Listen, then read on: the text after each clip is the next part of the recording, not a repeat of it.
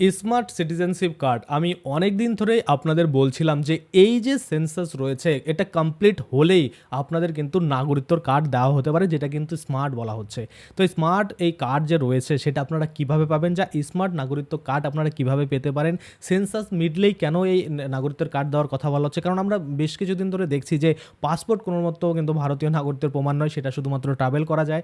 Voter card শুধুমাত্র ভোটাধিকার দেওয়া হয় এবং আমরা আধার কার্ড দেখে শুধু আইডেন্টিটির জন্য ব্যবহার করা হয়, কোনোভাবেই কোনো কার্ড কিন্তু নাগরিকত্বের প্রমাণ করছে না।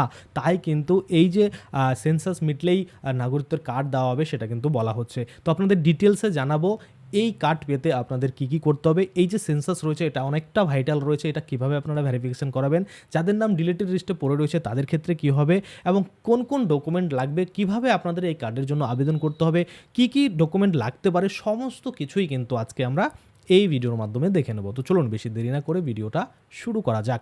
ভিডিওটা শুরু করার প্রথমেই আপনাদের যে কাজটা করতে হবে, যদি ফেসবুক থেকে ভিডিওটা দেখে থাকেন তাহলে অবশ্যই পেজটাকে ফলো করে নেবেন, আর যারা ইউটিউব থেকে ভিডিওটা দেখছেন তারা কিন্তু অবশ্যই চ্যানেলটাকে সাবস্ক্রাইব করে পাশের বেল আইকনটাকে এনাবেল করে নেবেন। চলুন কী বলছে সেটা দেখে নিই।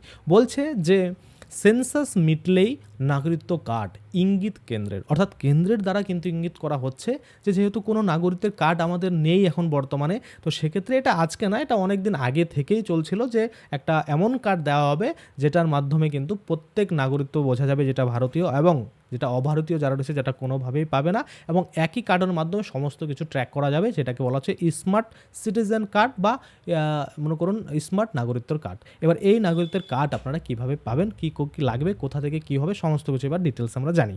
কি বলছে, আধার, ভোটার, পাসপোর্ট, প্যান কোনোটাই ভারতীয় নাগরিক হওয়ার প্রমাণপত্র নয়।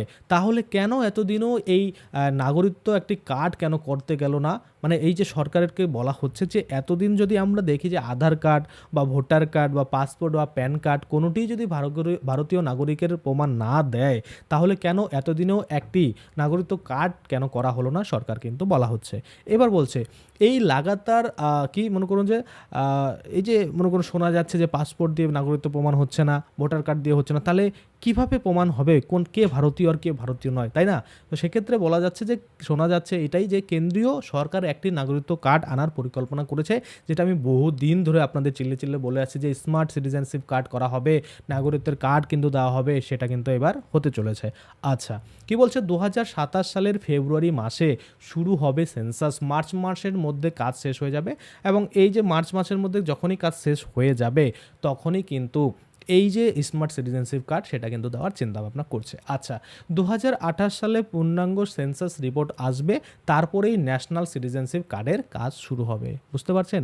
মানে পূর্ণাঙ্গ যখনই এই এনপিআর বা ন্যাশনাল পপুলেশন রেজিস্টার বা আমরা বলতে পারি সেন্সাস কমপ্লিট হয়ে গেলে তারপরেই কিন্তু এই কার্ড দেওয়া হবে। 2029 সালের লোকসভা ভোটের আগেই নাগরিকত্ব কার্ড পাবেন নাগরিকরা, সেই সম্ভাবনাই উজ্জ্বল।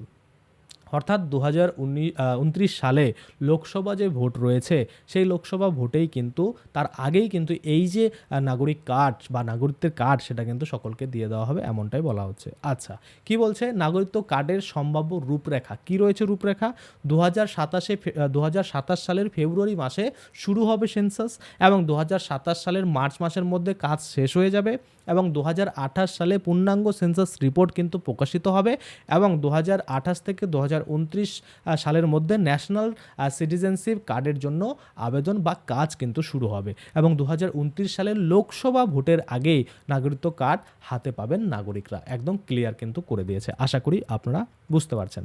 তাহলে এই কার্ড যদি আপনাকে পেতে হয় তাহলে কি করতে হবে? দেখুন, প্রথমত আমি আপনাদের বলি এই কার্ড পেতে কোনো ডকুমেন্ট লাগে না, কিন্তু যখন সেন্সাস কমপ্লিট হবে তখন আপনার বাড়িতে যখন কোনো আধিকারিক আসবে তখন কিন্তু অবশ্যই আপনার যে ভোটার কার্ড 2026 সালের যে আপডেটেড বা এসআইআরের ফলে স্পেশাল ইন্টেনসিভ রিভিশনের ফলে যে নতুন আপডেটেড ভোটার লিস্ট রয়েছে সেই আপডেটেড ভোটার লিস্টে আপনাদের নাম কিন্তু থাকতে হবে। আমরা দেখেছি এখন এই আপডেটেড ভোটার লিস্টে আপনার নাম যদি না থাকে তাহলে অনেক ক্ষেত্রে ক্ষেত্রেই সমস্যা হচ্ছে। যেটা প্রথমেই আমি আপনাকে বললাম, যাদের ডিলিটেড রয়েছে তারা কিন্তু সরাসরি এই নাগরিকত্বের কার্ড পাবে না, তাদের কিন্তু ওয়েট করতে হবে, কেননা প্রথমত আপনাকে সেই ভোটার লিস্টের নামটা তুলতে হবে। আচ্ছা গেল, তারপরে আধার কার্ড, সেটা যদি থাকে তাহলে ভালো, সেটা না থাকলেও অপশনালভাবে কিন্তু আপনারা এই কার্ড পেতে পারেন। কিন্তু ভাইটাল যেটা রয়েছে সেটা হচ্ছে আপনাদের অবশ্যই কিন্তু এই যে যখন সেন্সাসটা হবে, জনগণনা হবে, তখন যেন আপনি কাউন্টে বাইরে না পড়ে যান। যদি কাউন্টে বাইরে পড়ে যান তাহলে কিন্তু সমস্যা হবে। অবশ্যই কিন্তু আপনাদের ফ্যামিলি ডিটেলস সুন্দরভাবে দেবেন। যা যা তথ্য লাগবে আমি আপনাদের পরবর্তী ভিডিওতে জানাবো, ওগুলো জোগাড় করে রাখবেন, কোনোভাবে যেন কোনো কিছু ভুল না হয়। কারণ এই সেন্সাসের উপরে ভিত্তি করেই বা এনপিআর বা ন্যাশনাল রেজিস্টার যে রয়েছে, এই ন্যাশনাল রেজিস্টার পপুলেশনের উপরে ভিত্তি করেই কিন্তু এই কার্ড কিন্তু দেওয়া হবে। অর্থাৎ যখনই গণনা করে নিল যে এগুলো আমাদের ভারতীয়, তাদেরকে কিন্তু এই কার্ড ইস্যু করে দেওয়া হবে। অন্য ব্যক্তিরা কিন্তু এই কার্ড আর বানাতে পারবে না, বা আধার কার্ড, ভোটার কার্ড যেমন ডুপ্লিকেট রেশন কার্ড বানিয়ে নিয়েছে, সেই রকম কিন্তু আর এই কার্ড বানাতে পারবে না। সেটার জন্য ইউনিক বা স্মার্ট কিছু প্রক্রিয়া কিন্তু চালু করা হবে, সেজন্যই কিন্তু স্মার্ট সিটিজেনশিপ কার্ড বলা হচ্ছে। আশা করি আপনারা বুঝতে পারছেন। তো আজকের জন্য ভিডিওটা এখানে শেষ করব। ধন্যবাদ।